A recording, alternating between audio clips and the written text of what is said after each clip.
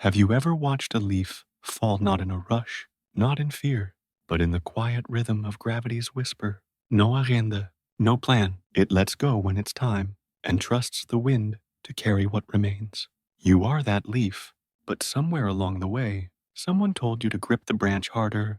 They called it ambition. They called it growth. They wrapped your worth in goals, your joy in outcomes, your breath in busyness, and you believed them because everyone around you seemed to believe it too.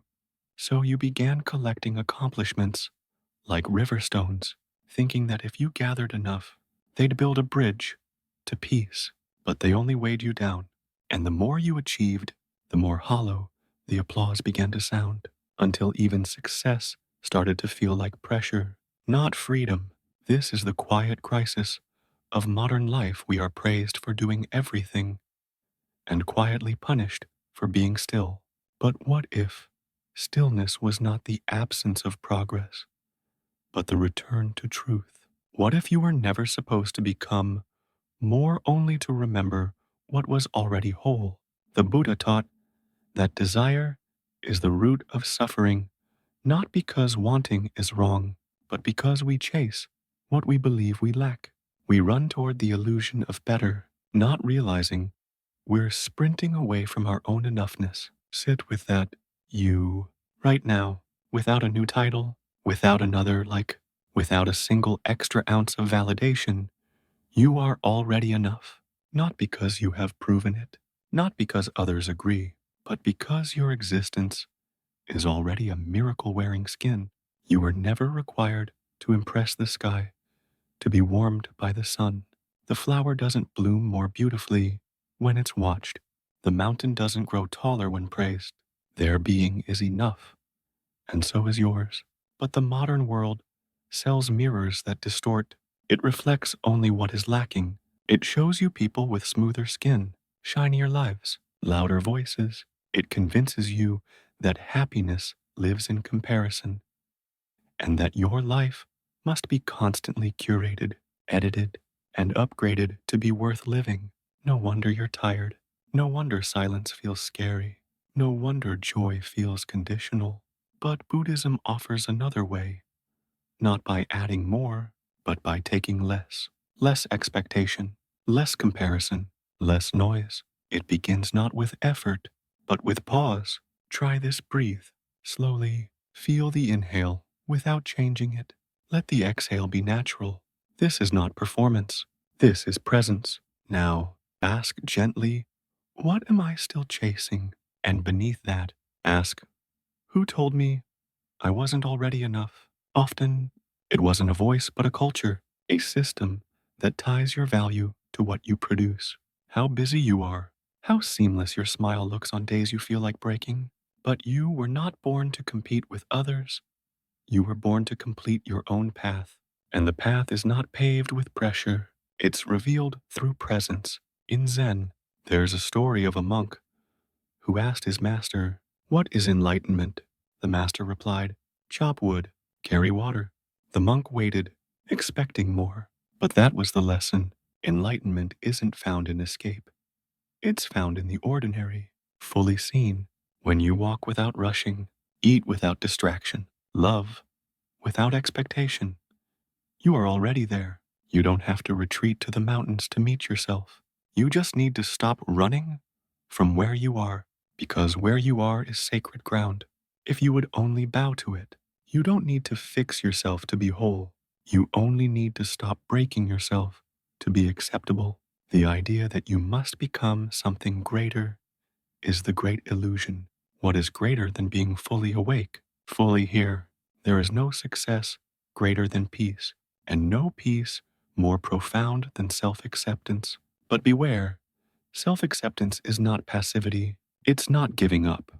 It's growing from truth, not guilt. It's effort rooted in love, not shame. When the lotus blooms, it does so from mud. It doesn't curse the soil. It doesn't rush the blossom. It rises because it honors the timing of the earth. So should you. You are not late. You are not behind. You are simply living through a season that cannot be skipped. Stop trying to prove your worth through exhaustion. There is no medal for burning out. Instead, give yourself permission to return to slow mornings, to breath-filled moments, to the sound of birds. Instead of the buzz of urgency, let stillness speak louder than striving. Let simplicity feel like success. Let kindness to yourself be your quiet revolution. You are not lazy for resting. You are not selfish for saying no. You are not weak for feeling tired in a world that never stops shouting. The river doesn't apologize for its pace. It knows that rushing only erodes the banks. You, too, can flow not to keep up, but to keep whole. In a world that measures worth in likes and productivity, choosing to exist gently is a radical act of power, because enoughness isn't something you reach, it's something you return to. It lives beneath the noise, beneath the expectations, beneath the roles you've had to play to survive. It lives in the part of you that knows you were always more than the labels, more than the paycheck, more than the praise or the silence. You were always enough, like the moon is enough, even when it's hidden. So today, walk slower, listen deeper, forgive faster, let the urgency melt, not because you've given up, but because you're waking up to the truth that the life you were trying to earn is the life you already have. The breath you keep, forgetting to notice. That is the miracle. That is the temple. Not tomorrow. Not when they finally see you. Not when the checklist is complete. Now, here, this is it. This is where the real journey begins. There is an old Zen saying, sitting quietly, doing nothing, spring comes, and the grass grows by itself. No striving, no strategies, just trust in the rhythm of what already knows how to be. But we've forgotten how to sit with life. We keep asking the grass to grow faster. We yell at the seasons to change on our schedule. And in doing so, we lose the gentle beauty of becoming. You do not bloom by force. You bloom by alignment. And alignment isn't about perfection. It's about presence. It's the quiet decision to stop twisting yourself to fit a mold that was never made for you. It's choosing to honor your own seasons. Even when the world demands spring from your winter soul, somewhere you learned that being valuable means being visible, that if you're not seen achieving, you're not really existing. But the bamboo does not grow above ground for the first several years. It's building roots silently, invisibly, persistently, and when it finally rises, it shoots up in days. What took years to prepare, you are allowed to be underground. You are allowed to be unseen, growing quietly where no one applauds. Don't confuse stillness with stagnation. Don't mistake rest for regression. The greatest growth often happens in the dark, and the most radiant people are those who no longer need to shine for others to know they carry light. You've been told to hustle, to grind, to climb higher and do more and sleep less. But what if the highest achievement was not in reaching, but in remembering who you were before the world told you who to be? A child doesn't ask if they're worthy of joy, they just laugh. They don't earn love, they simply receive it. When did you stop believing that? When did you begin to perform for the love that was once your birthright? Maybe it was the first time someone praised you're doing more than you're being, or the first time you were overlooked for being too quiet, too soft, too slow. But soft is not weak, quiet is not empty, slow is not failing. They are the qualities of the forest, of rivers, of monks, and in those spaces, life breathes more freely. So breathe again, deeply, not to prepare for doing more, but to come home to what already is. There is nothing wrong with setting goals. There is nothing wrong with ambition. But when you tie your identity to what you can't control, success, validation, constant output, you suffer because the external will always change. The applause will fade. The trends will shift. The world will forget. But you who sits, breathes, feels, observes, you are what remains. This is the heart of Buddhist practice, anchoring in the unchanging, amidst the ever-changing, not by escaping the world, but by seeing through its illusions. The illusion that more is better, that faster is wiser, that louder is stronger. Sometimes the most courageous thing you can do is whisper truth into a storm of expectations. Sometimes the most enlightened path is the one with the fewest footprints. You don't need to be everywhere. You just need to be here. You don't need to impress anyone. You just need to touch the earth with bare feet and remember this moment is enough. And if this moment is enough, so are you enough? Even with the messiness, enough. Even with the questions, enough. Even with the ache of not knowing what comes next. The cherry blossom doesn't wait for certainty. It opens anyway. And so can you. Open to simplicity, open to breath, open to the possibility that your worth was never something to earn, only to uncover. When you see a bird fly, you don't ask if it's accomplished enough to be free. It simply flies. So stop justifying your rest. Stop defending your softness. Stop proving your right to be. The need to prove is born from the illusion of lack. But you lack nothing. Everything essential has always been within you, quiet, patient, waiting for the day you'd stop racing and start listening. The body has wisdom, the heart has memory, the soul has direction, but they are soft speakers. You must lower the volume of the world to hear them, and when you do, you'll hear something ancient, the voice of enoughness, pulsing like a drumbeat in your bones, a rhythm not dictated by deadlines or likes or metrics, a rhythm that says, I am here, I am breathing, I am already whole. You don't have to abandon your dreams. Just don't abandon yourself in pursuit of them. Chase only what won't cost your peace. Pursue only what lets your breath stay soft, your eyes stay kind, your mind stay clear. There is a reason monks walk slowly. They are not in a rush to miss life, and neither are you. Slow is not just a speed. It's a form of reverence, a way of saying, this moment matters. I don't need to rush through it to get somewhere better. There is no better than now. If now is lived fully, so take off the costume, release the act. You don't need to be more to be loved. You only need to be real. And reality, raw and unclothed, is already radiant. You are not broken. You are blooming in your own strange way. You are not late. You are learning at the pace of your soul. You are not behind. You are being sculpted by silence, shaped by storms, carved by grace. Live like you're already enough, not because it's comfortable, but because it's true. And in that truth, the world begins to soften. Because when one person chooses to stop pretending, others remember how to breathe.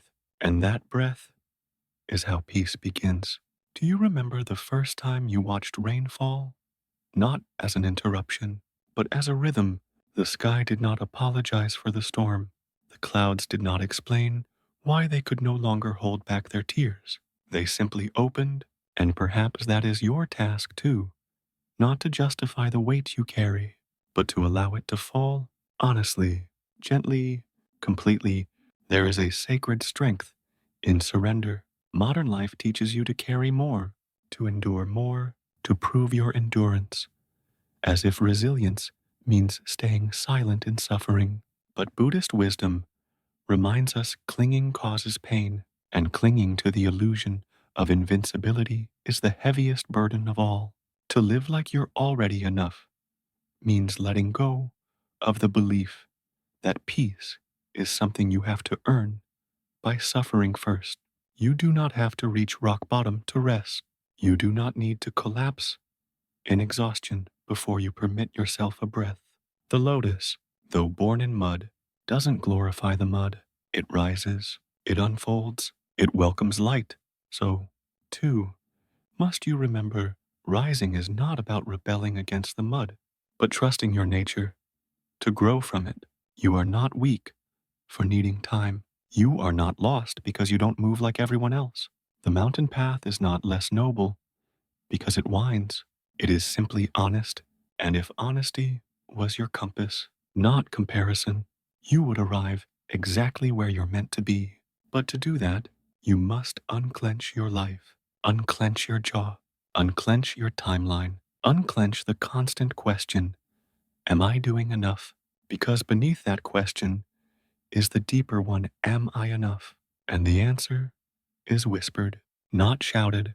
It lives not in achievement, but awareness. You are enough, not because of what you've done, but because of what you are aware. Alive. Here, a candle does not wait to be perfect before it offers light. It burns, it flickers, it simply exists. And in that, it illuminates. So do you. Your presence is enough. Your breath is enough. Your kindness, even when the world is unkind enough. The Buddha never taught that peace would be found in performance. He taught that peace is the natural state underneath the noise, like the lake under the storm, the silence under the chaos. To return to that silence, you don't need to abandon the world. You just need to be in it without becoming it. Let the noise pass, let the waves come, but anchor yourself in something deeper. What is deeper? The sound of your own breath before the day begins, the stillness of your hands when they're not holding your phone, the feeling of being alive without explaining why. This is what you must return to again and again, not more, not better, not faster, but just this right now, the sound of birds you didn't hear yesterday, the warmth of tea that goes unnoticed when your mind races, the soft ache in your chest that reminds you you are human, not a machine. You were never designed to perform. You were designed to feel, to listen, to be moved. Modern pressure trains you to harden, to protect, to outrun vulnerability. But Buddhism teaches us that the softest things endure. Water, in all its quietness, carves through stone. Gentleness is not weakness. It is the path through which all transformation begins. So start gently, not by overhauling your life, not by rewriting your whole story, but by reading the page you're on. With compassion, what is this moment trying to teach you without fixing you? Maybe that silence is sacred. Maybe that pain has something to say. If you stop turning it into a project, maybe that you don't need to be healed to be whole. Maybe that healing is not becoming someone else, but loving who you've always been. And if that feels far, then let it be far. Even the moon, in its fullness, must pass through darkness. You do not need to shine every night. Let rest be holy. Let not knowing be spacious. Live like your presence is not a placeholder, but a purpose. Live like you are allowed to exhale. You are allowed to not have the answer today. You are allowed to walk a little slower, to sleep a little longer, to laugh when things feel too heavy, to cry when others expect strength. Your humanity is not an obstacle to enlightenment. It is the doorway. When the Buddha touched the earth beneath him, he didn't claim perfection. He claimed truth. He said, "The earth is my witness." Can you say the same? Can you live so aligned with your own spirit that you no longer need applause, permission, or permission slips? This is the power of enoughness. It doesn't scream. It doesn't demand. It doesn't dominate. It simply is. It sits like a stone in your chest that no longer needs to be moved, like a breath that doesn't chase the next one, like a moment that doesn't beg to be shared.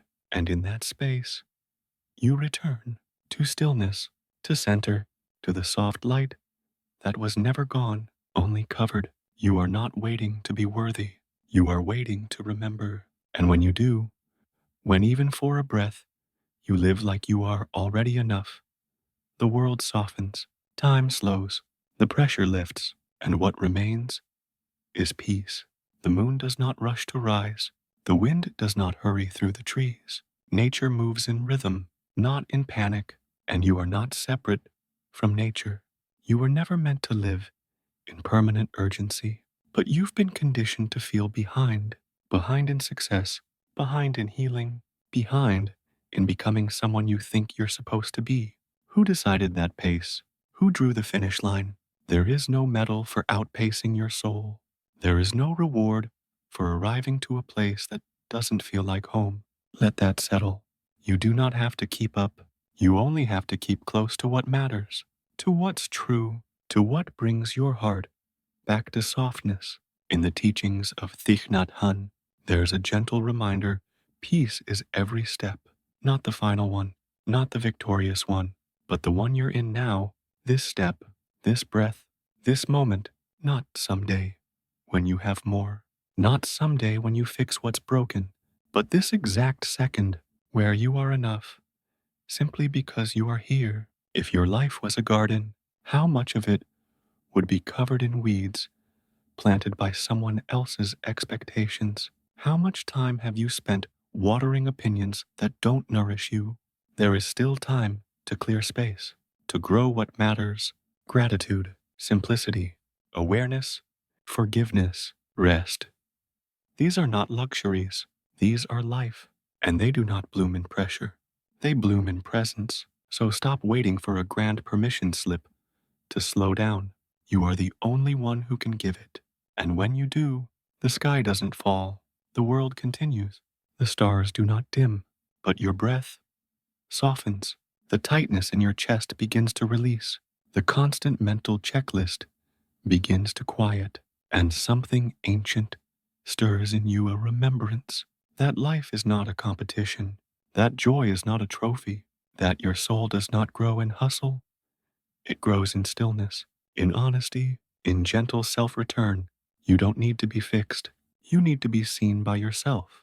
You need to hear your own heart before you ask it to follow anyone else's drumbeat. You need to hold space for the pain that hasn't spoken, for the dreams that were buried under productivity, for the you that existed before the world got loud. Hold that space like a temple, not to worship your wounds, but to finally sit with them, to listen, to learn, to honor them for surviving. You do not owe the world constant improvement. You owe yourself truth. And sometimes truth is I'm tired. Sometimes it's I don't know who I am when I'm not performing. Sometimes it's I want to live gently. I want to live whole. And that truth is enough to change everything. Not because you force it, but because you finally stop fighting it. That's what it means to live like you're already enough. To no longer bargain with your value. To no longer chase peace as if it's a reward for good behavior. To no longer build your identity on a foundation of exhaustion. It means allowing your life to feel like it belongs to you again. It means letting the sunrise be enough beauty for one morning. It means letting a deep breath be your success for today. It means knowing that compassion for yourself is not self-indulgence. It's sacred responsibility. Because when you begin to treat yourself with gentleness, something astonishing happens. The war inside quiets. And when the war inside quiets, you no longer contribute to the war outside. You speak softer. You listen better. You love cleaner. You become the peace you were always searching for. This is what Buddhism reminds us, not in loud declarations, but in quiet practices, in walking without rushing, in eating without distraction, in noticing the spaces between thoughts, in realizing that happiness is not the next achievement, but the release of needing one. You are allowed to lay your burdens down. You are allowed to stop climbing. You are allowed to just sit under a tree and feel the wind move through your hair and call that enough, because it is, because you are, even if no one tells you, even if the world forgets, even if the mirror doubts it, you are already enough. Enough for this breath, enough for this life, enough for the sacred, unrepeatable presence you carry. So live from that, breathe from that, walk from that, and when the world pulls at you again, asking you to be more, do more, prove more, smile, gently, like the Buddha under the Bodhi tree. And remember, you are not here to impress. You are here to awaken, and you already are. There is a quiet rebellion happening inside you, not the loud kind, not the kind that breaks things or demands attention, but the kind that simply stops running. One morning, you might notice it in the silence between your thoughts, in the exhale that no longer rushes, in the hunger that isn't for food, but for peace. You wake and realize you're tired, not from work, but from reaching, always reaching, as if life were somewhere else, waiting to be caught. And in that moment, you begin to ask the question that undoes 1,000 years of conditioning. What if this is enough? Not as a compromise, not as a lowering of standards, but as a revolution, because everything around you is built to make you chase goals, upgrades, milestones, likes, wealth, perfection, faster, louder, more polished, more productive. You are taught to pursue your worth like it's running from you, to look in the mirror and see a project, not a person, a machine to optimize, not a soul to understand. But when did peace become a prize? When did stillness become failure? The bamboo grows slowly. It does not race the oak. The river bends with the stone. It does not force its way through. The mountain sits without movement, and yet commands reverence. Nature is content, not because it lacks ambition, but because it lives in accordance with what is real.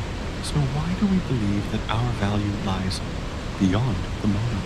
A monk once said, chasing is the fastest way to become lost, because the more you chase, the further you stray from where you are, from who you are. In the forest of constant desire, contentment is the path that disappears underfoot. It doesn't dazzle, it doesn't shout, it whispers, it waits. And if you pause long enough, you will feel it like sunlight on closed eyes. It doesn't come with fanfare, it comes with breath. Breathe. Notice how nothing is demanded of you right now. Just this inhale, just this presence. The world may spin, but you are here. And that is already a miracle. Not the kind that makes headlines, but the kind that holds your life together, quietly, softly, daily. You are not lazy for slowing down. You are not broken for wanting less. You are not falling behind if you step away from the race. Maybe you are just remembering that the lotus does not bloom by rushing. It unfolds when the time is right, petal by petal, without panic, without guilt. So let your life unfold. Let today be enough, not because it is perfect, but because it is alive. And so are you. You see, contentment is not the absence of desire. It is the clarity of desire. It is knowing the difference between a flame that warms and a fire that burns you hollow. The world tells you to dream big, but what if the real courage is to find joy in the small, the sound of tea pouring into a cup, the way your chest rises when you laugh, the way sunlight creeps across the floor in the morning? Is that not worth living for? We have been taught to overlook these moments, to delay joy until it is justified, until we have earned it, until it is validated by someone else's standard. But what if you don't need to prove your right to rest? What if contentment is your birthright? A tree does not apologize for being rooted. The sky does not explain itself when it darkens. And you do not need to explain the peace you choose. Choosing peace in a restless world is not weakness. It is defiance. You are not here to impress. You are not here to win an invisible contest. You are not here to accumulate achievements like armor. You are here to live fully, mindfully, presently, and that kind of living that is radical.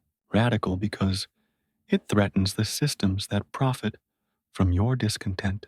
Radical because it rewrites the definition of success. Radical because it honors the sacred in the ordinary. And so, the quiet rebellion continues in every breath you take with awareness. In every morning you choose not to rush. In every time you close your eyes and thank the moment for being enough. Not because it sparkles, but because it is real. Let that be your standard. Not fantasy, but reality. Not the edited version, but the raw, unfiltered truth of your experience. That is where life lives. You don't need more time. You need more presence. You don't need more things. You need more connection. You don't need to chase meaning. You need to return to what already has it. The taste of water when you are thirsty, the sound of your loved one breathing beside you, the soft weight of your own body held by the earth. Start there, not because it is easy, but because it is true. And the truth will never ask you to run. It will ask you to stop, to listen, to return. Contentment is not a finish line. It is a homecoming. You do not have to escape to the mountains to find peace. Peace is not in a place. It is in a posture of attention, a way of meeting the moment without bracing against it. Even in the chaos of the world, there is a still place within you, a quiet room where nothing is demanded, nothing is missing, and nothing is wrong. You don't have to build it. You only have to return. But returning takes courage because everything outside you shouts, move faster, earn more, do better. The pressure is constant, but the purpose gets lost. What are you actually running toward? So many of us don't even know. We just run because it's what everyone else is doing. But you are allowed to stop and ask, does this truly nourish me? Not just excite you, not just impress others, but truly nourish you. There's a kind of hunger that success can't feed, and only stillness can reveal it. Sit with yourself long enough, and you will meet that hunger. It might show up as sadness, or emptiness, or simply exhaustion that doesn't go away with sleep. Don't turn from it. It is not your enemy. It is your teacher. It is saying what you need is not out there. What you need has been with you all along, buried under performance, hidden beneath comparison, overlooked in your sprint for someday. But someday is a myth. The door to life only opens in the now. Now is where your breath lives. Now is where the leaf falls. Now is where your child smiles. Now is where your hands hold warmth. Now is where the rain taps the window. Now is where you remember that everything is temporary, including this very moment. And that's why it matters. Contentment doesn't mean you stop growing. It means you grow from a place of wholeness, not lack. It means you move not because you are unworthy unless you achieve, but because creation is natural to the human spirit, just like the tree grows, not to be taller than others, but because that's what trees do. Grow, yes, but grow in peace. Let your work be an offering, not an obligation.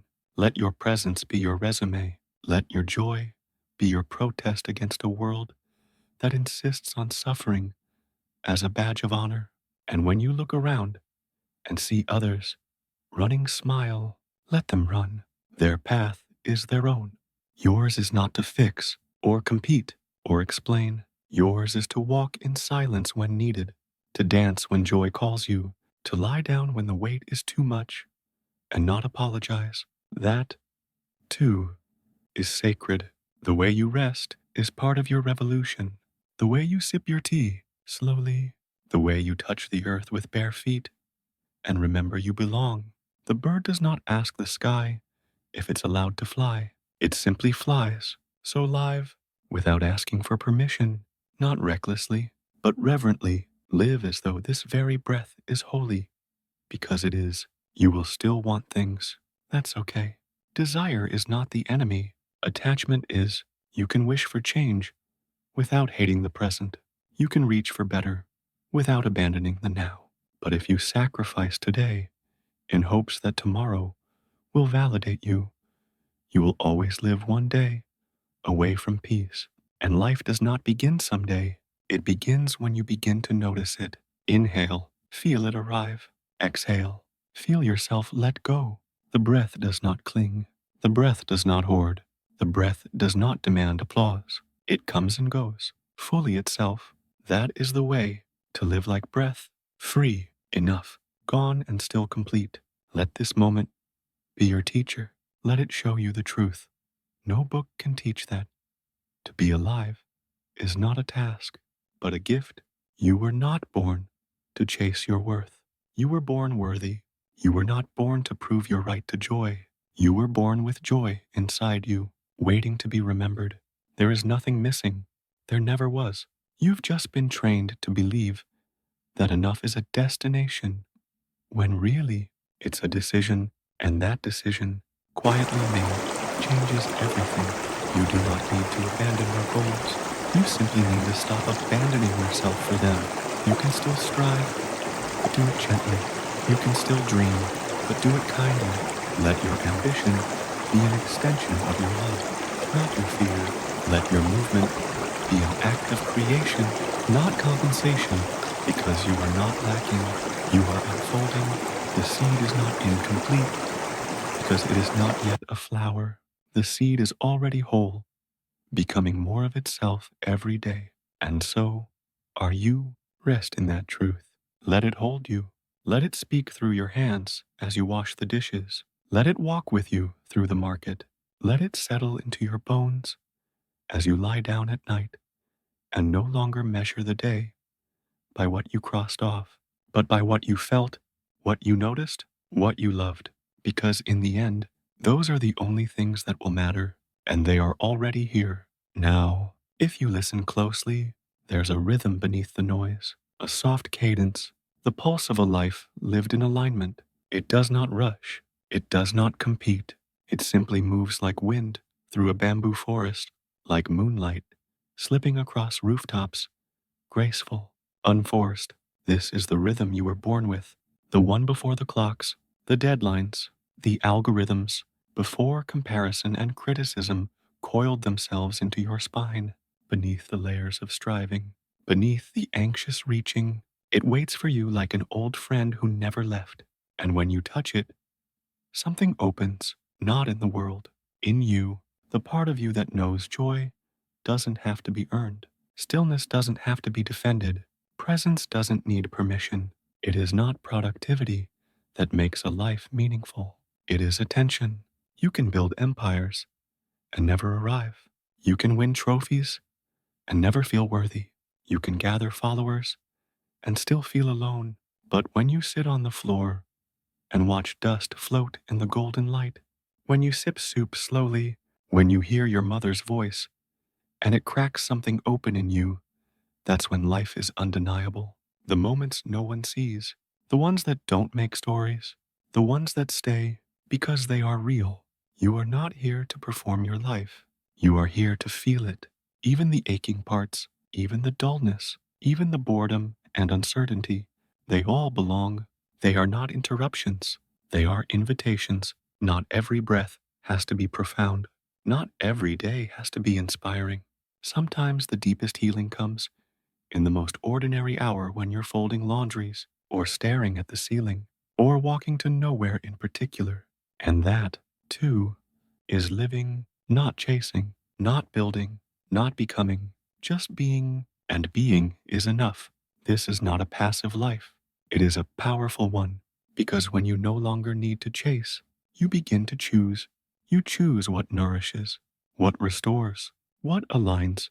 You say no, not because you're afraid, but because you are clear. You stop proving and start protecting your time, your peace, your joy, and with every quiet no, you make space for the deeper yes, the yes to what really matters, to mornings where you're not buried in notifications, to meals you taste with your whole body, to conversations where you're not multitasking your own absence, to solitude that doesn't feel like emptiness, but like return.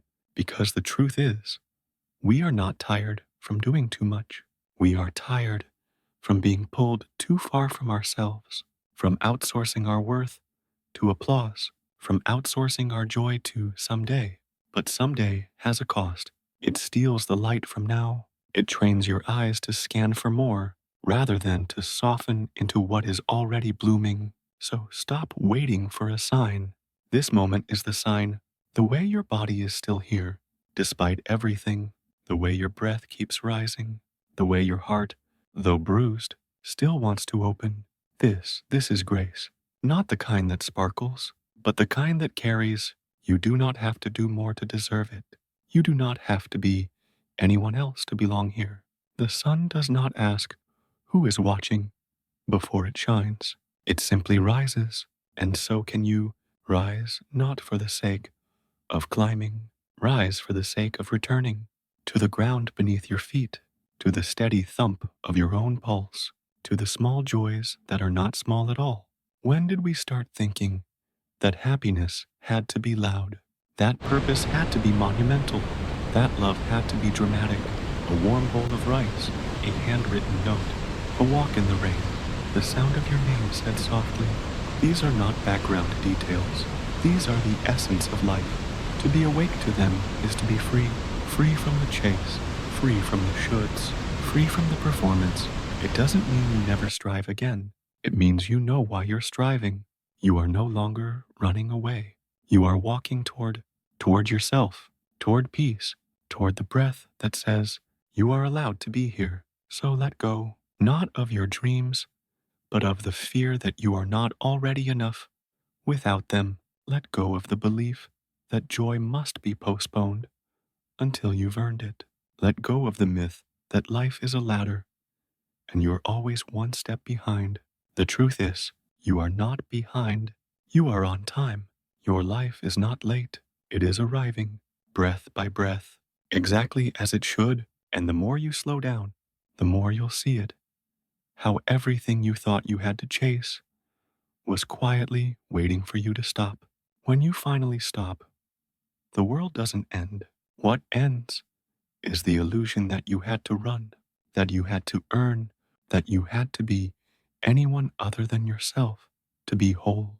And in its place, something ancient returns, a knowing, a remembering that you were always the sky, not the storm, that the ache to chase was just a fog passing through, that beneath every ambition was a simple, sacred truth. You are enough. And from this place, not fear, not lack, not noise, but stillness, you begin again, not to chase, but to live. You greet the morning, not with urgency, but with reverence. You move through your day, not for validation, but out of devotion. You hold the hand of someone you love and feel time slow down because nothing outside this moment is more important. You sip your tea, and it is not just tea, it is presence, it is warmth, it is everything you once ignored, now awakened, and the world begins to shimmer again. Not because it changed, but because you did, because contentment isn't something you find, it's something you allow. It was never gone, just buried beneath the noise, like a lake beneath the fog. It waits for your stillness, and when you finally become still enough to see, you realize you were never chasing life. You were only chasing the feeling of being fully here. And now you are here, not perfect, but present, here, not finished, but unfolding, here, not chasing, but living. Let this be your quiet revolution, not to have more, but to need less, not to rise above, but to fall into alignment, not to conquer the world, but to come home to yourself. This is not the path of escape.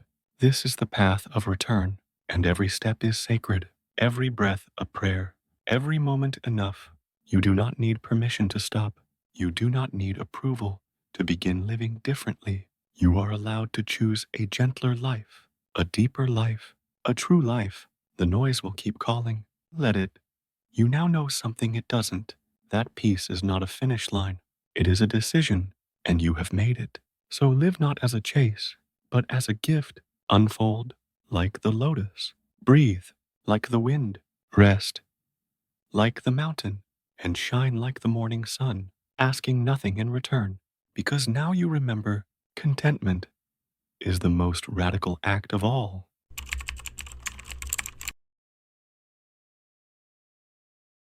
There is a silence beneath all noise, not the absence of sound, but the presence of stillness, a stillness that has always been with you, before the striving, before the roles, before the performance. Sit with that, not to fix yourself, not to achieve anything, but simply to be. You have not failed.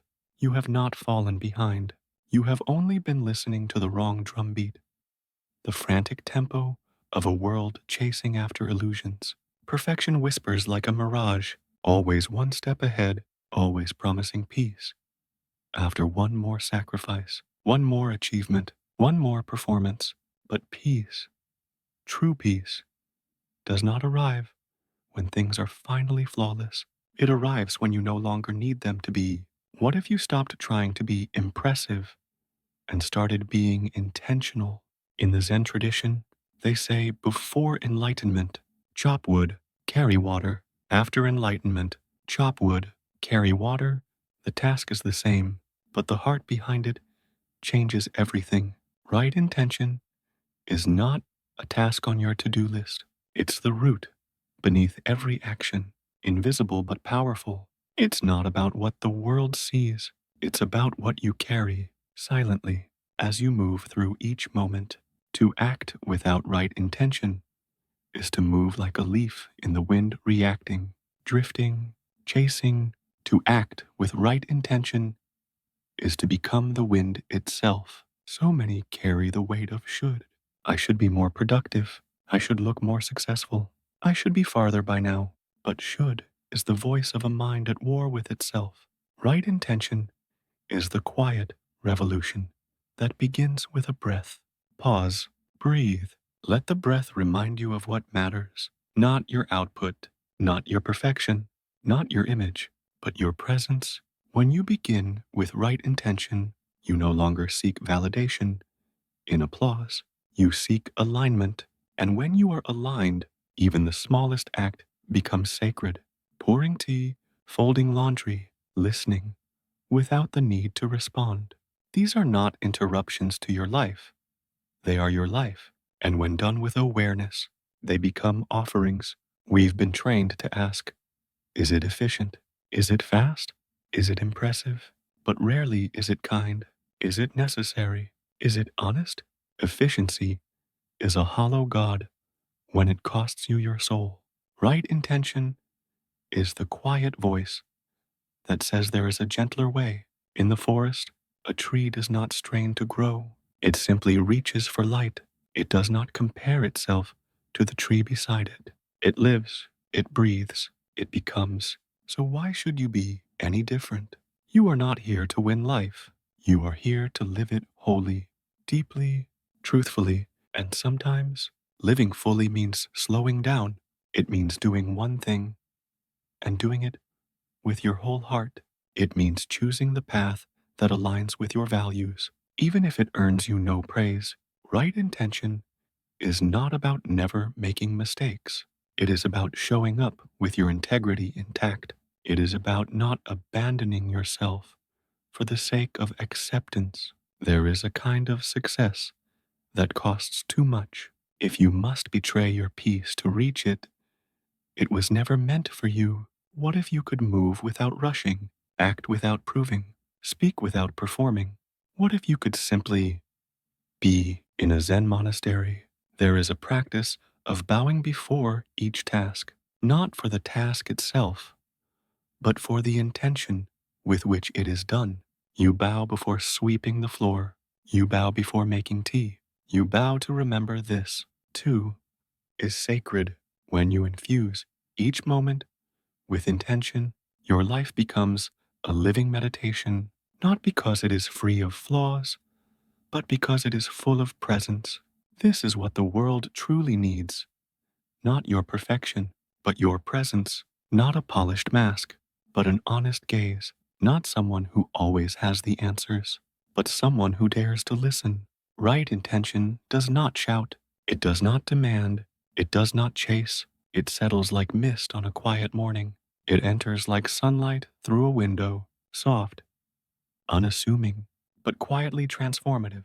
You may feel pulled by deadlines, by expectations, by fear, but beneath that pull is a still center, a place within you untouched by hurry. That is where right intention lives. When you live from this center, peace is no longer a reward for perfection. It is a companion walking with you through each imperfection. The river does not regret its curves. The moon does not apologize for its phases. Why should you? Peace is not something to reach. It is something to return to. It begins the moment you stop running from yourself and come back home. And you do that by choosing not once, but again and again and again. In the moment you wake, in the breath before you speak, in the pause before you act, Right intention is not a destination. It is a direction, a way of walking.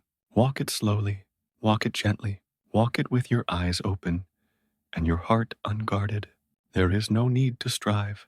You are not late. You are not broken. You are not behind. You are breathing. You are becoming. And that is enough.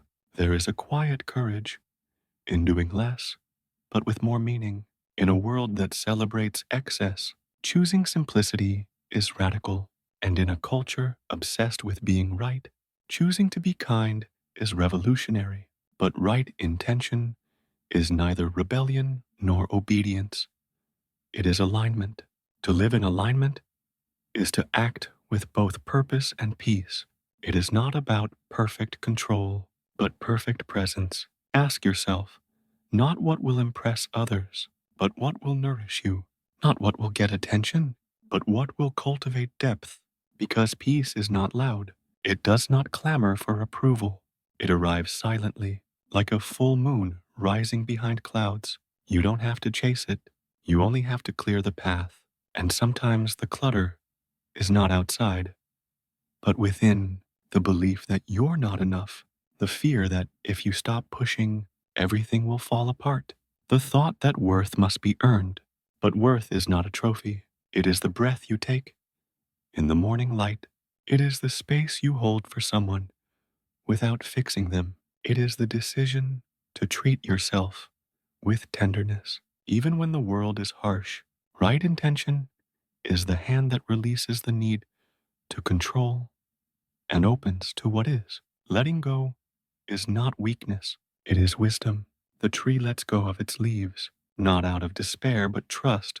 It knows spring will come, and in the same way, you must release what no longer serves the season you're in.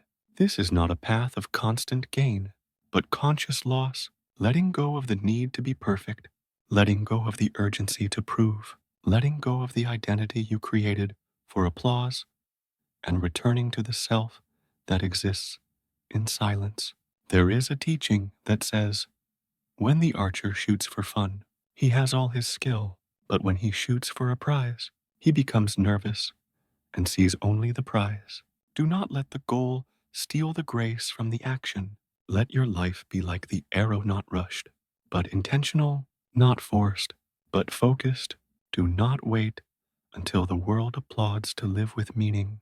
The right intention turns even a whisper into a sacred sound. In the kitchen, a woman chops vegetables with care, not haste. In her movement, there is reverence. She does not cook to impress, she cooks to nourish. And in this simple act, she teaches what no lecture could. That presence is the greatest ingredient of all. We spend so much time asking, what should I do with my life? But the better question is, what spirit will I bring to what I do? The answer to a meaningful life is not hidden in the distance.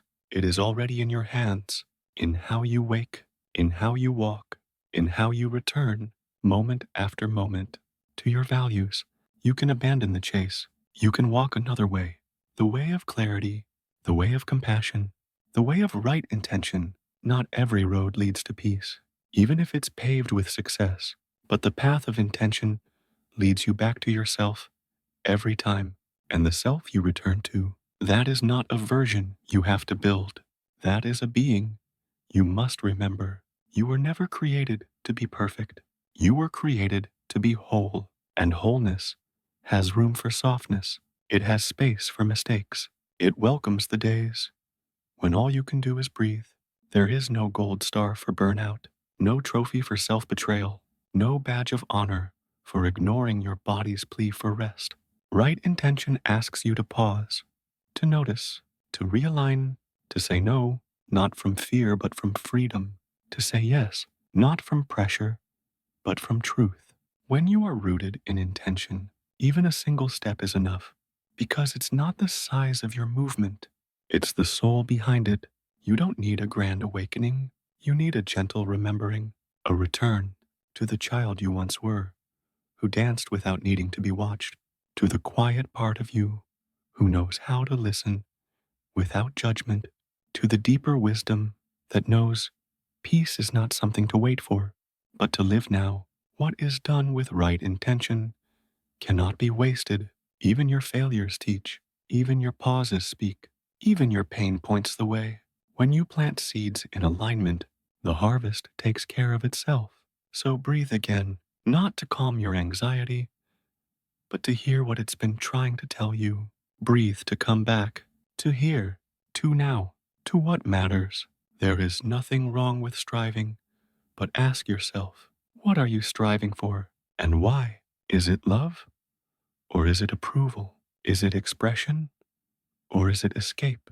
Let your doing flow from your being, not the other way around, and you will find peace is not at the end of the finish line. It is at the beginning, waiting to walk with you. Let it. You do not need to be perfect, to be powerful. You only need to be present, to listen, to align. Let the winds of your choices carry the fragrance of your intention. Let each step, no matter how small, sing of peace. Let your life become your practice, not a stage, but a sanctuary. And if you forget, that's okay. Just return again and again and again.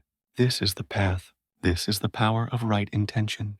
Somewhere along the way, we confused excellence with exhaustion. We believed the lie that only what hurts has value, that only what drains us proves we're doing something important. But importance is not measured by how depleted you feel. It is measured by how aligned you are with truth, with care, with your deepest values. And truth does not shout. It does not demand that you sacrifice your soul at the altar of achievement. It waits, patiently, quietly, for you to return. Right intention asks not, what will they think of me? But rather, what will I think of myself if I act against what I know is right? When you live for applause, you become a performer. When you live from intention, you become a presence. And presence, more than performance, changes the world. Consider the monk who sweeps the temple floor each morning. No one watches, no one claps, yet he does it every day, in silence, with reverence, because the act is not separate from the sacred, because the floor is not dirty, it is holy ground. Your life, too, is sacred ground. Each choice is a prayer, each movement is a message, each word is a seed, and what you sow with intention will grow not always in the way you imagined, but always in the way you needed. Perfection wants control. It wants to script the outcome, but intention lets go of outcome and roots itself in integrity. This is why intention feels so unfamiliar to many. It asks you to trust that alignment is enough, to trust that peace is not passive, but powerful, to trust that you are not behind you, are being refined. Slow growth is not failure. It is devotion. It is depth, like bamboo, which grows roots for years before it ever breaks the surface. You, too, are growing in ways the world may not see, but the tree does not rush its bloom, the mountain does not apologize for its stillness, and the ocean does not compete to be louder than the storm. It waits, it knows, it is. This is what right intention teaches. That being is enough. You do not need to chase peace. You only need to stop chasing what took you away from it. And that might mean letting go of stories you were taught, stories that said, you must earn love, you must prove worth, you must never rest. But rest is not laziness, it is medicine. And peace is not the absence of conflict, it is the presence of clarity. It is the refusal to abandon yourself for the comfort of others. Right intention does not please everyone. It does not bend to fit in. It does not mold itself to expectations. It walks as it is, soft, but unwavering, gentle, but grounded, like a lantern in the dark. It does not force others to see. It simply offers light. There will be times when you forget, times when the noise outside grows louder than the voice within, times when fear disguises itself as ambition. Let those moments be your practice. Return, not with judgment, but with grace. not with shame, but with awareness. Even the detours are part of the path when you walk with intention. Even the confusion holds clues. Even the broken pieces reflect light. Perfection says, don't fall. Intention says, fall and rise with wisdom. There is no need to hide your humanity. It is not a flaw in your design. It is the very place where compassion takes root. So, allow yourself the full experience of being here, not as an idea, but as a living, breathing truth. Allow joy to soften you. Allow sorrow to teach you. Allow stillness to guide you. You don't have to know what comes next. You only have to be true in this moment. Right intention lives here, not in some distant future, but in your next breath. It is not about perfect plans, but honest presence. It asks, can you speak kindly, even when you're tired? Can you choose integrity, even when no one's watching? Can you return to yourself, even when the world pulls you away? And when you do, when you live from that quiet center, you become the peace you are seeking, not because everything is calm, but because you are. Not because you've arrived, but because you've awakened. Awakened to the truth that what you do matters less than how you do it. That the sacred is found in the ordinary. That being deeply alive is more valuable than being endlessly admired. And when you forget, as we all do, breathe, bow, begin again. This is the way. This is the power. This is peace. There is a moment just before dawn when the world holds its breath. The sky still wears the memory of night. The wind hushes. The earth is not yet busy. In that moment, everything is poised not to rush forward, but to remember. And in that stillness, something sacred stirs. This is where intention lives, not in the doing, but in the being before the doing, not in the noise, but in the breath before the noise. Right intention is not a spark that burns bright and fades. It is a slow ember, steady and quiet, but capable of warming a life. And a life lived with intention does not need to shine the brightest. It needs only to shine honestly.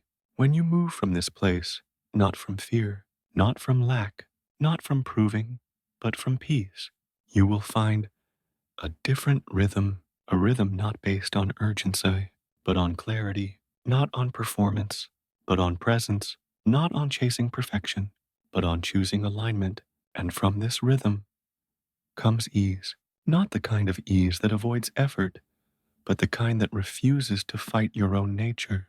It is the ease of knowing you are enough, even when you're becoming, like the river that does not question its path, yet carves valleys, like the sun that does not ask to be noticed, yet nourishes the whole world, like the breath that does not shout, yet keeps you alive. Right intention is that breath. It does not control, it centers, it does not demand, it invites, it does not push, it pulls gently toward what is true. You will be told that more is better, that faster is smarter, that constant movement is the way forward. But here's a deeper truth. Stillness is not stagnation. Gentleness is not weakness. And peace is not a prize you earn at the end. It is the place you begin when you choose presence over performance. Now, as you listen, now, as you breathe, now, as you prepare to move back into your life. Nothing needs to be perfect. No moment needs to be extraordinary, only intentional. That is enough. Pour the tea slowly. Fold the clothes with care. Listen to someone without thinking of your reply. Offer a kind word without needing to be thanked. Walk, not to get somewhere, but to feel the ground beneath your feet. This is your practice. This is your life. And when it is lived with right intention, every moment becomes sacred. Every choice becomes an offering. Every day becomes a quiet revolution, not in the world's eyes, but in your own heart. You do not need to chase peace. You only need to stop running from it. It has always been here, waiting, patient, present, like the mountain, like the moon, like the truth. And you were never meant to be perfect. You were meant to be awake, to be real, to be whole. So, when the pressure rises again, when the noise returns, when the path feels lost, and the world feels heavy, remember this. You can return to the breath, to the body, to the intention behind it all. Return to what matters. Return to yourself. Return to peace. And walk forward, not for applause, not for validation, but because it is the path your soul already knows. Walk gently, walk slowly, walk with your eyes open and your heart clear. The world does not need your perfection. It needs your presence. And presence begins with right intention.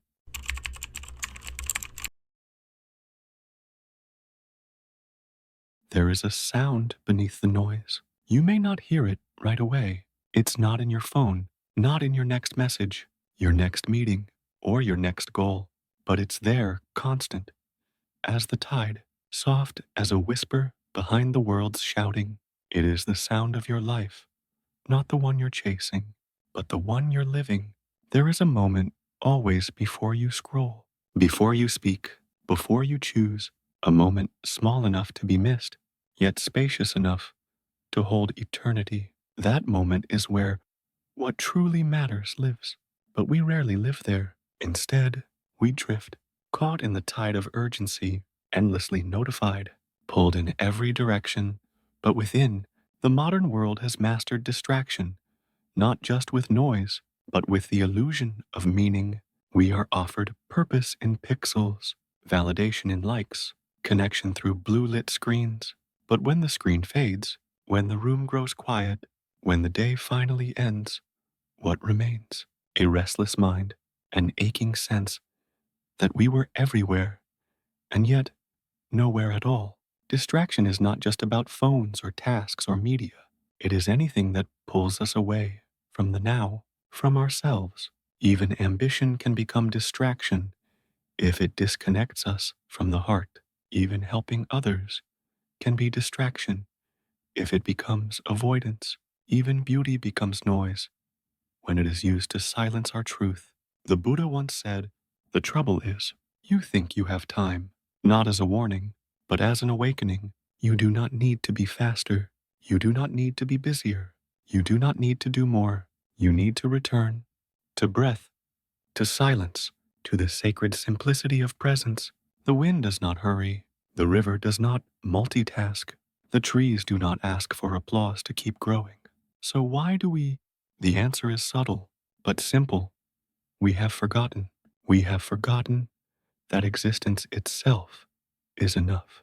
We have forgotten how to be with ourselves without distraction, to sit in a room with our own being and not flinch because we are afraid.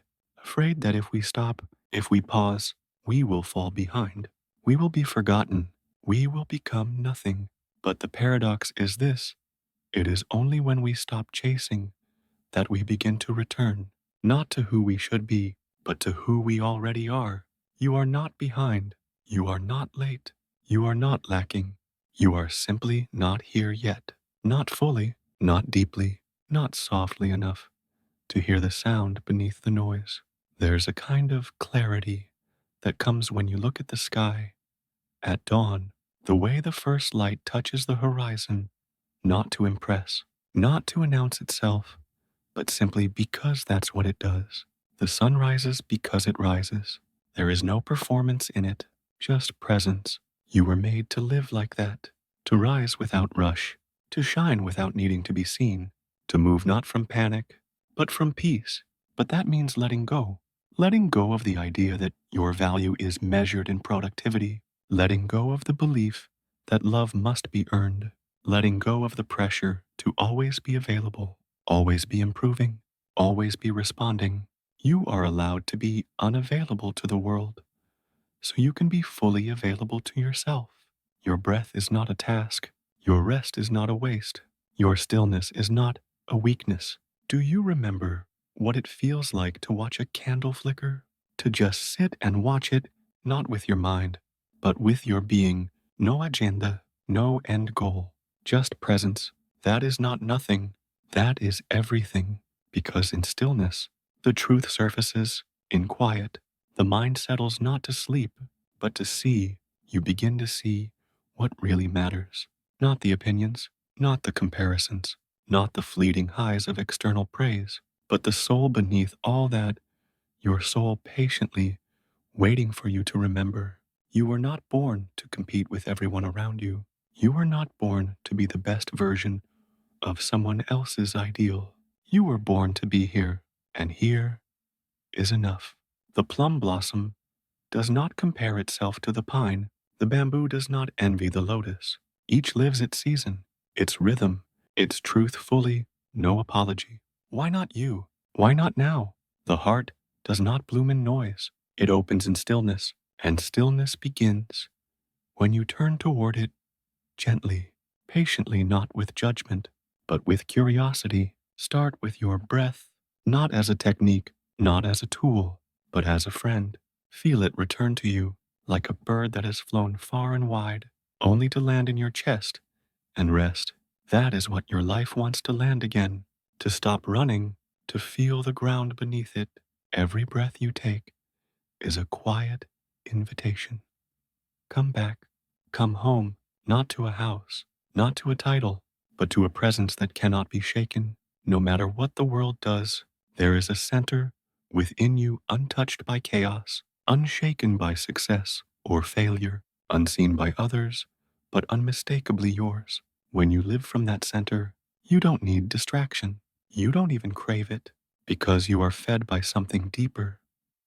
Silence that speaks more truth than words ever could. A monk once said, "Don't seek the truth. Just cease to cherish opinions, not because opinions are wrong, but because truth does not shout. It waits. It lives in what remains after the noise is gone. And when you finally hear it, that quiet, honest truth, it will not tell you to rush. It will not urge you to conquer. It will simply remind you are already whole. In this wholeness, something beautiful happens. You begin to notice the steam rising from your morning tea, the light falling on your floorboards, the way a friend says your name without trying to fix you. These moments, small, quiet, humble, are not distractions from life. They are life, and the more you return to them, the more you realize you were never as lost as you feared. You were just distant from your own attention. Bring it back, not with force, but with love, not as a discipline, but as a devotion, because what you pay attention to becomes your world, and your world deserves your presence. There is a holiness in paying attention, not in grand gestures, not in loud declarations, but in the quiet act of being fully here. When you truly see what's before you, the trembling leaf, the chipped bowl, the tired eyes of someone you love, you are no longer living through a screen of expectation. You are living through truth. And truth does not shout. It whispers. It lives in the gaps between distractions, in the spaces where nothing productive is happening, and yet everything real is unfolding. That is the paradox. The world will praise what you do in public, but your soul is shaped by what you practice in private. The pauses, the presence, the silent choices no one sees. These are the bricks of your becoming. The most profound transformations are not always announced. Sometimes they arrive quietly, in the moment you choose not to react, in the breath you return to when your mind begins to wander, in the decision to stay soft when the world asks you to harden. This is the path beyond distraction, not away from the world, but deeper into it, not by escaping, but by engaging differently, gently, mindfully. We often think clarity is something we must find, but it's not out there. It's not in the next book, the next plan, the next app. Clarity is what remains when the fog of noise begins to lift. It's already here, waiting beneath the clutter. You don't need more content. You need more silence, not emptiness, but fertile stillness, like a field resting in winter, gathering strength for spring. In Japanese gardens, every stone is placed with care. Every ripple in the sand is drawn with intention. Nothing is random. Nothing is rushed.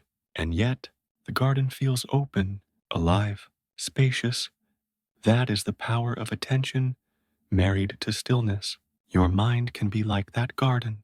If you tend it, if you stop letting every passing thought become a path, if you stop letting every urgency become your truth, because not everything that demands your attention deserves it.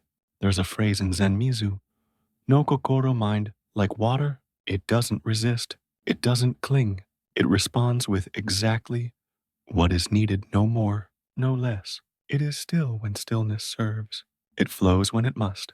Can you live like that? Can you let your heart become a lake deep, clear, and undisturbed by surface winds? You don't have to fix everything. You don't have to prove anything. You just have to return again and again and again. Return to the breath, to the body, to the barely noticeable sensation of being here, and slowly the noise begins to dissolve. What's left is not emptiness. What's left is essence, and essence is where freedom lives. We are not free when we can do anything. We are free when we are no longer ruled by everything. Free when we can sit still and not be pulled. Free when we can enjoy simplicity without craving stimulation. Free when our inner weather no longer depends on outer noise. And from that freedom, something beautiful begins to bloom. Gratitude, not the loud kind, not the kind that needs to be declared or posted or performed, but the quiet gratitude of being alive, the wonder of a moment not rushed, the peace of knowing that this is enough. The tea is warm, the air is cool, your body, imperfect but breathing, carries you. That is grace. And grace is not found in distraction. It is found in attention. To walk through life half present is to miss the miracles unfolding all around you. But to walk slowly, with awareness, is to see how rich the ordinary truly is. The way the morning light spills across your wall, the way your hands move without thought, preparing a simple meal, the way silence holds you when the world forgets your name. None of it is flashy, but all of it is sacred. And sacredness cannot be chased. It can only be received. You receive it by slowing down, by seeing clearly, by choosing in each moment not to be consumed, but to be here. Here is where healing begins. Not tomorrow, not when you're more successful, not when you've ticked off all the boxes. Healing begins the moment you stop running from yourself and meet your own gaze with gentleness. This is not about abandoning the world. It is about inhabiting it more deeply. It is about living in the moment, not just during it. There is a world beyond distraction. It is not far away. It is not expensive. It is not complicated. It begins when you open your eyes and truly see, not just with your sight, but with your spirit. See what is in front of you. See what has been waiting patiently while you are busy. Your life is not elsewhere. Your life is now. Your life is now, not in the past, where regrets haunt like shadows clinging to memory, not in the future, where hope often disguises fear, but now the soft in between, the breath that neither lingers nor rushes. Now is not a place on a calendar. It is the pulse beneath your skin, the hush behind your thoughts, the space where your soul quietly waits to be seen. And yet we flee it. We flee the stillness because we fear it might show us what we've ignored, that we're tired, that we're unsure, that beneath the layers of who we perform to be, we are simply human. But what if being human is not a flaw? What if it's the doorway, the gateway not to perfection, but to presence, to aliveness, to love that does not have to be earned, to worthiness that does not need validation, to a life that is not built on proving, but on being? To live beyond distraction is not to escape the world. It is to wake up within it, to notice how even sorrow has its own texture, its own color, how grief, when held gently, teaches tenderness, how failure, when faced fully, carves humility, how silence, when entered without resistance, becomes a sanctuary. This is not romanticizing suffering.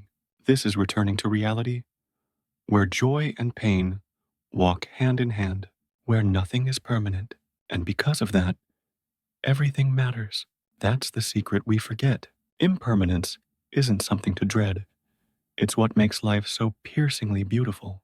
The cherry blossoms fall, not in spite of their beauty, but because of it, and in their falling, they remind us love deeply, breathe fully, let go gracefully. You cannot hold on to this moment, but you can live it.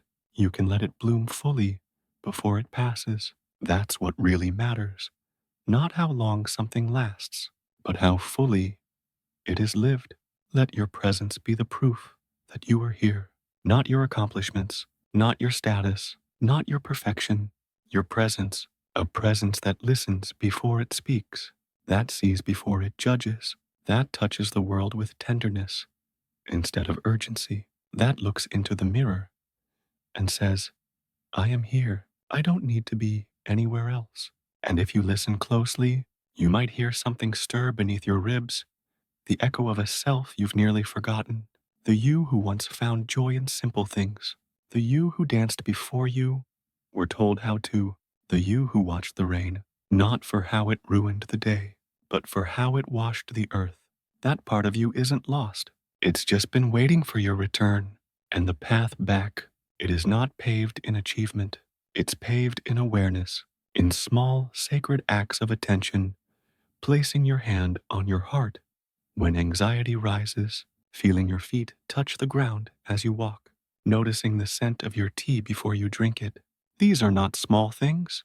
They are everything, because how you do anything is how you live your life. And when your life is lived with attention, even the ordinary becomes extraordinary. A monk once said, before enlightenment, chop wood, carry water. After enlightenment, chop wood, carry water. The tasks remain, but your presence transforms them. Distraction will always be there, knocking on your door, promising something shinier, louder, more urgent. But you don't have to answer. You can let it knock. You can turn instead toward what's quietly blooming inside you, the steady rhythm of your breath, the wisdom in your body, the clarity that has no need to shout. There is no finish line in mindfulness, no final boss to defeat, no level to conquer, just this breath, then the next, and the next, like footsteps across a silent forest, each one grounded, each one enough. Let go of the need to arrive. Let go of the need to know exactly where you're going. Because what really matters is how you go, not with force, but with grace, not with speed, but with sincerity. The mountain does not need your hurry. The sky does not require your efficiency. They only ask that you notice. And if you do, if you truly begin to notice, you will see that the world has never been the problem. The world is not what distracts us. We distract ourselves from the world, from the way the wind moves through leaves, from the way an old friend laughs, from the way our own heart aches not to harm us, but to speak. The question is not, how do I get rid of distraction? The question is, what am I distracting myself from? Ask gently, wait patiently, and then listen. What rises may surprise you. It may be a dream you buried, a truth you silenced, a need you postponed in the name of responsibility. Let it rise. Let it speak, because the soul does not yell. It withers in silence if ignored too long. But give it space, and it will bloom again. Give it space, and it will bloom again. Not all flowers bloom in the spring. Some take years. Some bloom only once, in silence, and are never seen again. But they bloom all the same, not because the world watches, but because that is their nature. And so it is with your soul. It does not need attention. It needs room. It needs breath. It needs the quiet dignity of being allowed to unfold at its own pace, like mist rising from a quiet mountain path. But modern life does not wait. It interrupts. It distracts. It drowns you in notifications and numbs you with options until even your rest is restless and even your joy feels like performance. To return to what matters is to rebel gently, not with anger, not with noise, but with devotion to stillness, to presence, to the sacred now. When you stop chasing what is loud, you start hearing what is true, and what's true is often simple. A bird's call across the morning haze, the worn fabric of a loved one's sweater, the soft ache in your chest when you remember something beautiful and gone. These are not distractions. These are the stitches of your humanity, the proof that you are here, not just surviving, but feeling. To feel deeply is not weakness, it is wisdom. It means the walls are coming down. It means the armor is softening. It means you are letting life reach you again. And yes, to be reached means to be moved. To be moved means to be vulnerable. And to be vulnerable means sometimes you will break, but even breaking can be holy. A cracked teacup still holds warmth. A broken heart still beats. And from the broken places, the light enters, not all at once, but slowly, like dawn through shoji screens, like peace returning after a storm. You do not need to fix everything to be worthy of rest. You do not need to have all the answers to be allowed peace. You just need to be willing to put down the weight, even for a moment, and ask, what am I holding that no longer serves me? What am I chasing that never truly fed me? What if enough is already here? In Zen, there is a practice called zanshin, a state of relaxed, alert awareness, like the archer who breathes before releasing the arrow, like the calligrapher who feels the stroke before the brush moves. It is not frantic, it is not tense, it is total presence without strain. Can you live like that? Can you walk through your life as though each step is a ceremony? Can you listen as though each word from another is a sacred bell? Not to perform mindfulness, but to be mindful, to return again and again to the sacred in the simple, the warmth of sunlight on your arm, the scent of rice steaming on the stove, the rhythm of your own pulse steady in your wrist. These things so easily missed are what remain when the distractions fall away. And when you see them, truly see them, your life begins to change, not from the outside, but from within. You stop performing peace. You become it, not as a trophy, but as a way of moving through the world, unhurried, unshaken, unhidden. This is what really matters. Not being more, but being fully, not rushing toward life, but letting life reach you. And yes, it will cost you something. It will cost you the illusion that you are only as valuable as your output. It will cost you the false comfort of always being in control. It will cost you the praise of those who do not understand stillness.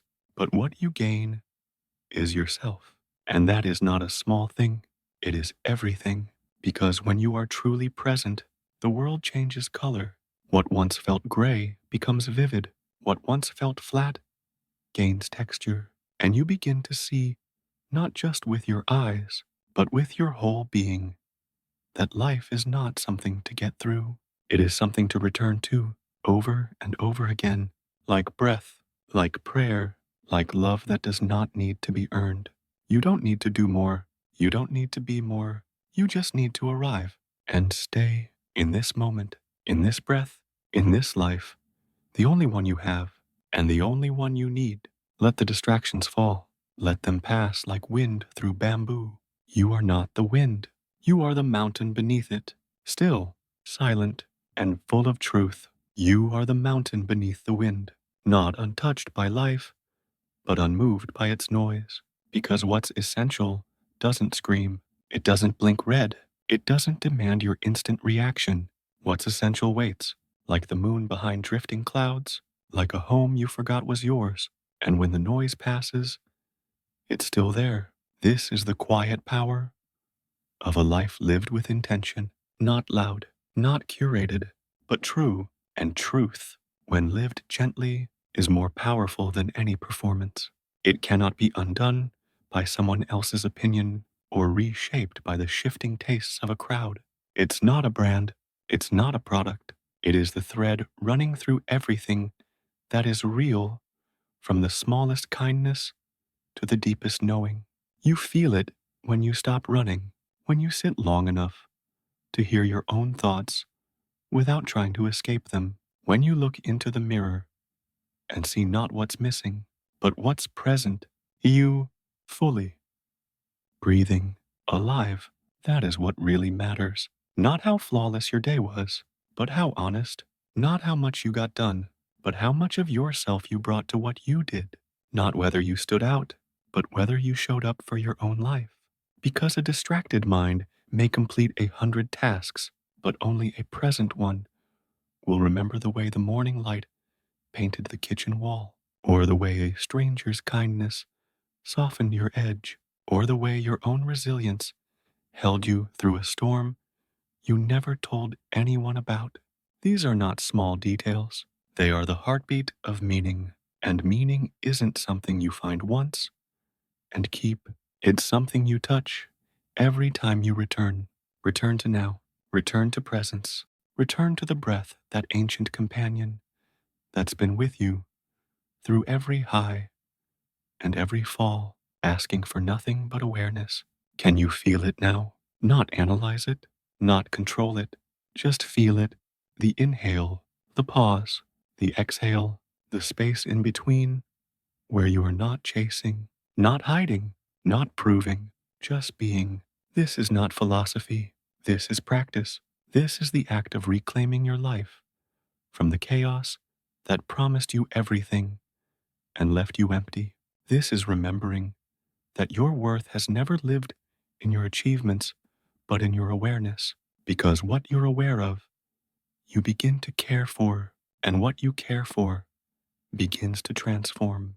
This is how healing begins, not in sudden revelations, but in the gentle choosing again and again to show up, open-eyed and open-hearted, to say I am here, not perfect, not finished, but fully here.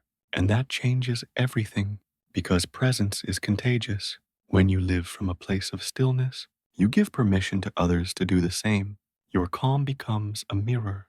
Your slowness becomes a refuge. Your attention becomes love. And love, in its purest form, is nothing but deep attention, a sacred noticing, to look at something or someone and say, I see you, I'm with you, I'm not somewhere else. Isn't that what we're all truly longing for? To be seen, not as a function or a role or a label, but as a being, whole, incomplete, enough, and to see ourselves that way too.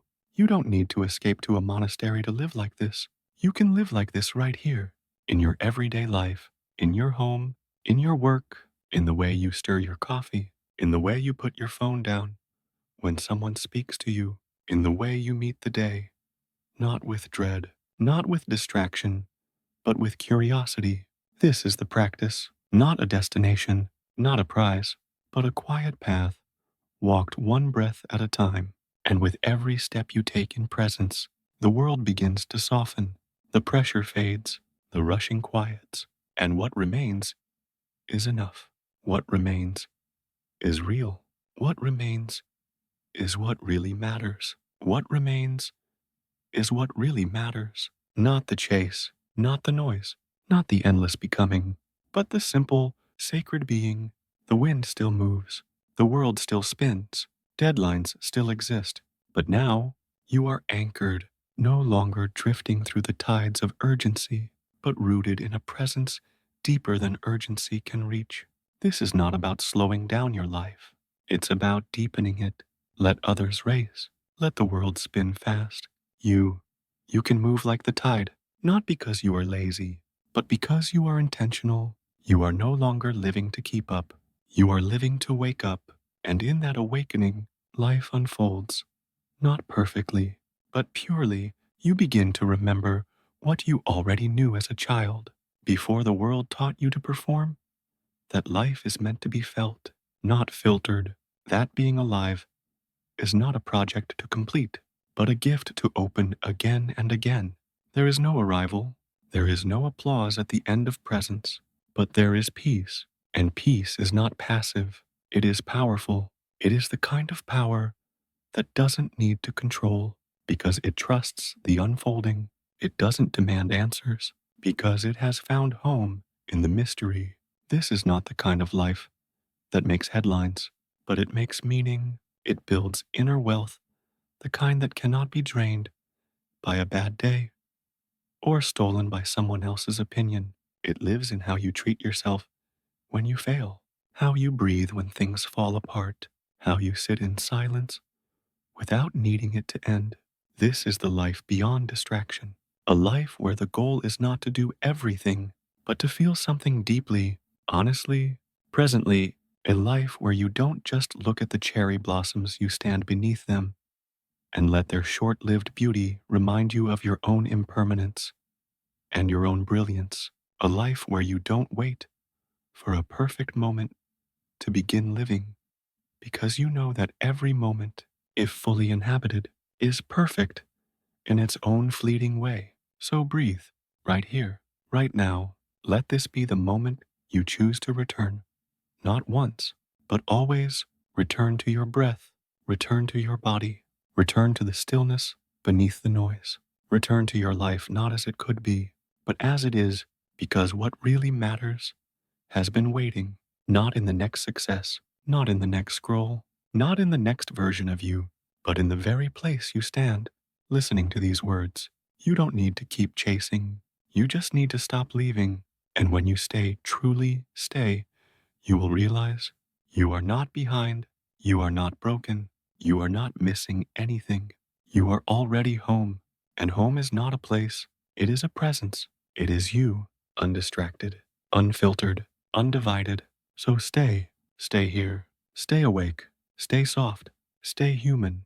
The world will try to take your attention, but your attention is your life.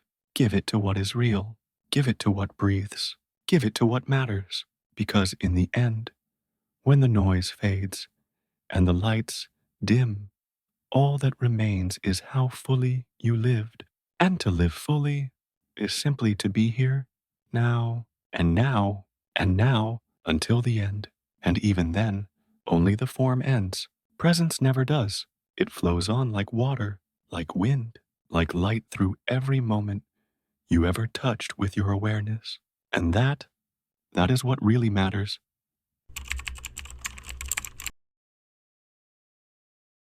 Have you ever noticed how a leaf falls, not with urgency, not with ambition, but with grace? It doesn't race to the ground. It dances, even in descent. We are always rushing, always reaching, but perhaps life was never meant to be conquered. Perhaps it was meant to be noticed, like the quiet steam curling from a morning cup of tea, like the warmth of sun slipping through paper doors.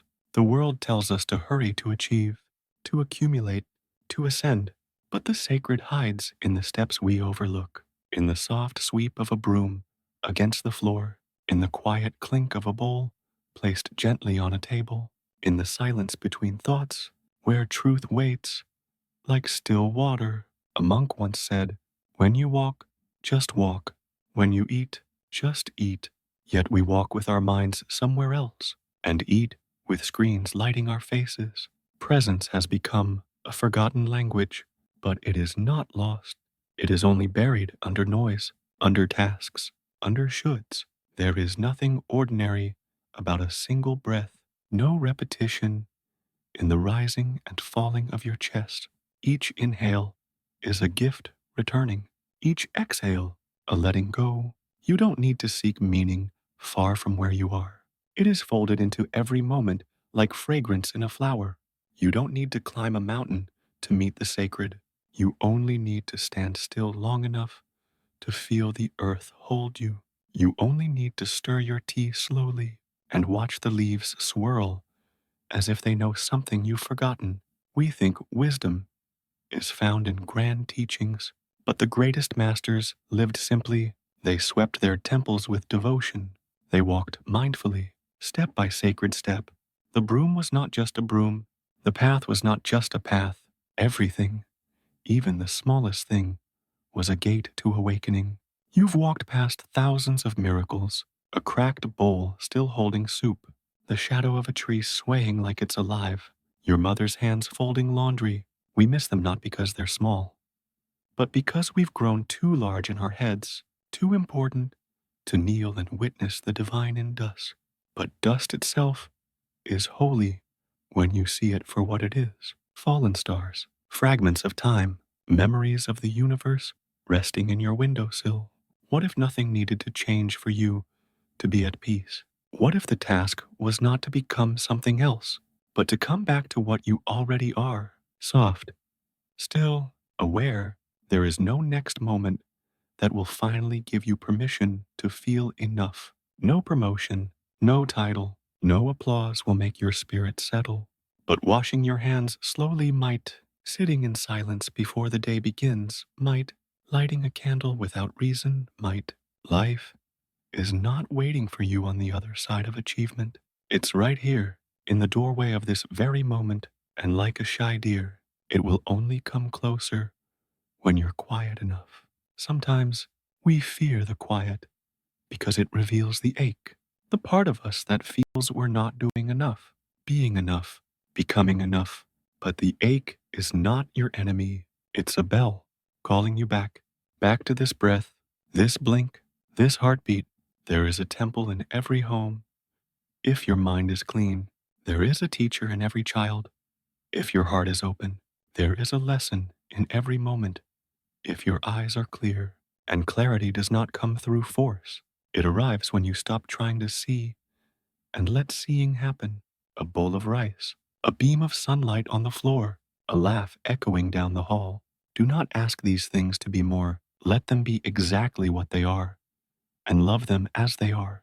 This is the path of small steps, the path of the sacred ordinary, the walk of someone who has realized that meaning does not arrive with fanfare, but sneaks in like the scent of jasmine at night, unnoticed by the loud. Each step, if taken in awareness, is enough to change a life. You do not need to leap. You only need to return. Return to where you are. Return to what is real. Return to the sound of your own breath. Stillness is not a lack of movement.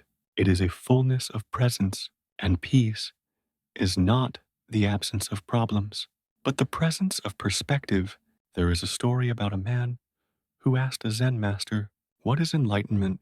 The master said, "When hungry, eat. When tired, sleep." And the man said, "But I do that already." The master replied, "No. When you eat, your mind is on 1,000 things. When you sleep, your mind is still racing. I eat when I eat. I sleep when I sleep. The practice is not to do more. The practice is to be here more. The teacup, the raindrop, the cat stretching in the sun. They are not distractions from life. They are life. You are not behind. You are not broken. You are only distracted. And distraction is not failure.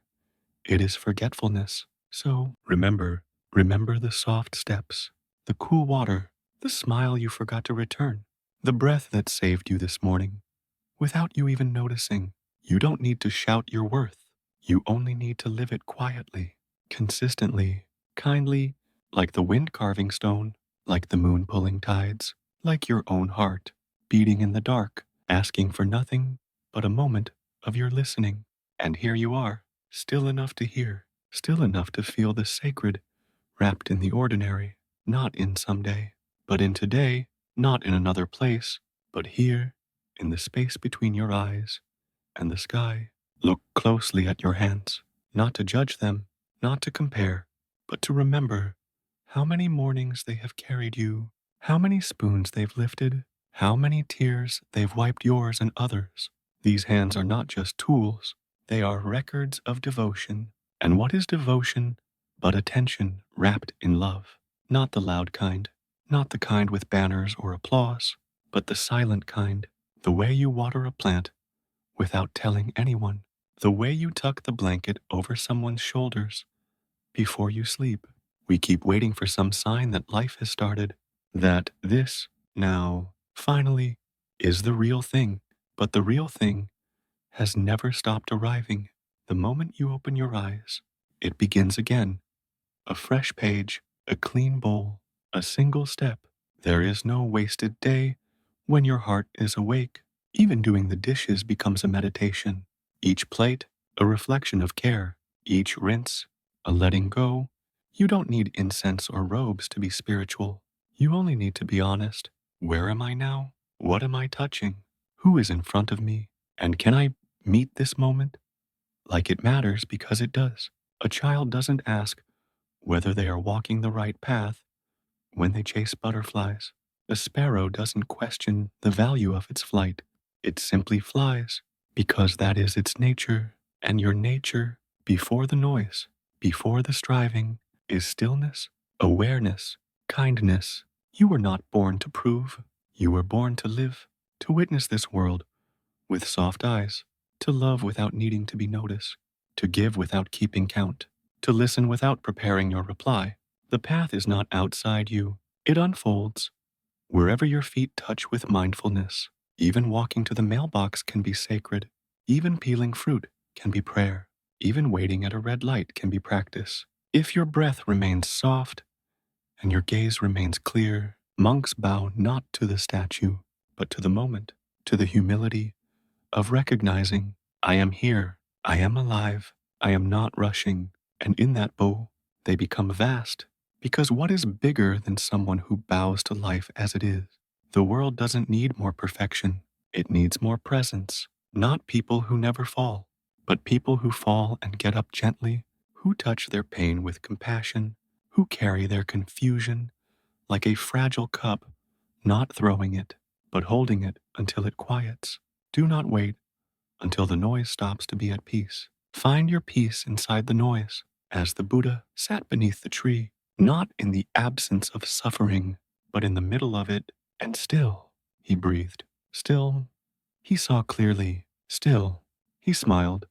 You can smile now, not because everything is perfect, but because your soul recognizes the beauty of being, not doing, just being, like a lantern that lights up without effort, like a stream that flows without needing permission. So let today be ordinary. Let it be so beautifully, radically ordinary that your soul bows in awe, not because it is impressive, but because it is real, because it is yours, because it is happening now, and you are awake for it. Chop wood, carry water, wash the bowl, watch the rain. The sacred is not hiding. It is whispering from every corner, from the crack in the tile, from the creak in the floor, from the steam rising off your morning rice. There is nothing more important than this moment. Not what you will become, not what you will fix, but how you touch this single second with reverence or with rush. The world will keep spinning. Let it, you stay here, still, listening, breathing, because the miracle is not in what's next. It is in what is already here. And if you can meet this moment with your whole being, you won't need to search for meaning. You will become it. The tea does not rush to cool. The moon does not hurry the tides. Why then must we chase every minute as if it owes us something? What if time isn't slipping away? What if we are the ones slipping past time because we never paused long enough to feel it?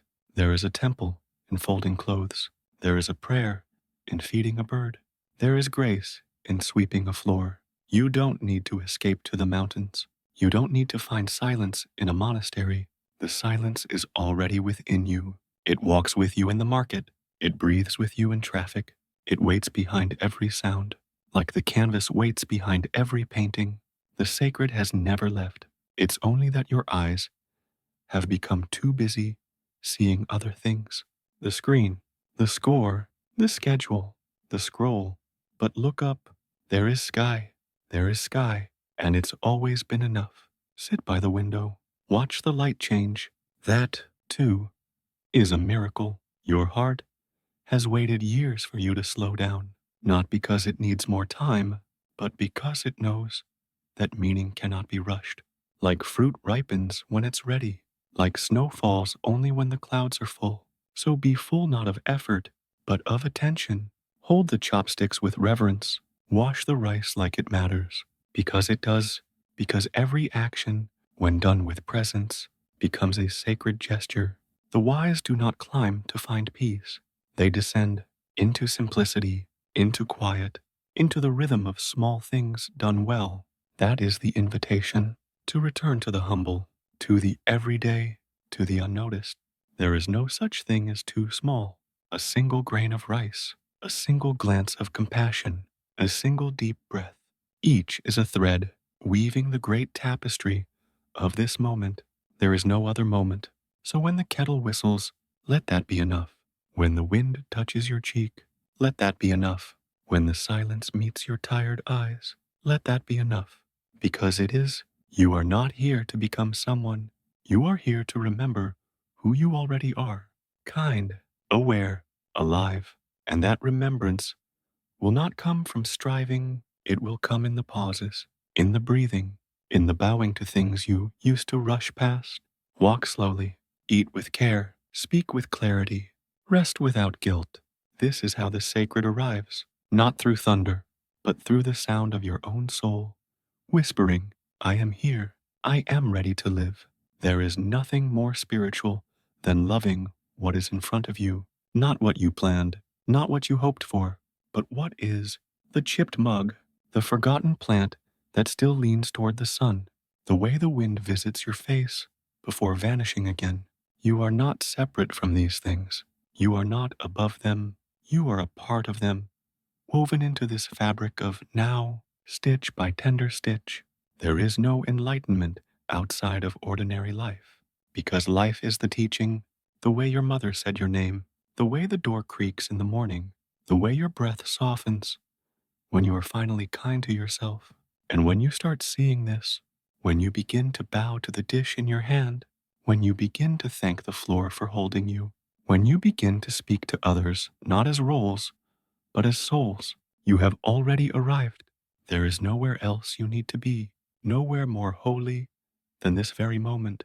No robe, no bell, no altar can add to the sanctity of now, because you have remembered how to live without needing more, how to return without running, how to love without reason, how to breathe without apology. Even suffering becomes sacred when held in awareness. Even grief becomes holy when you stop trying to fix it and simply sit beside it.